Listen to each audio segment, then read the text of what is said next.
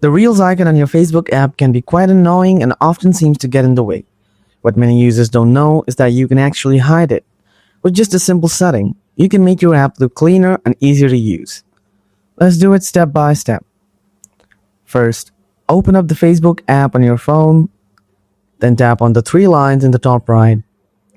Next, tap on the settings icon at the top. Now scroll down a little bit.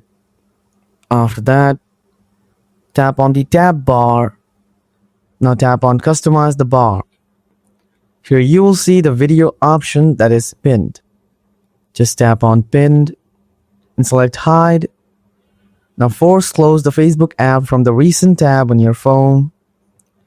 Then open the Facebook app again and see the Reels icon has vanished. And that's how you can hide the Reels icon on the Facebook app. Hope this video helped you out. Got any questions? Just drop them in the comments. Thanks a lot for watching. I'll see you in the next video. Until then, take care, stay connected.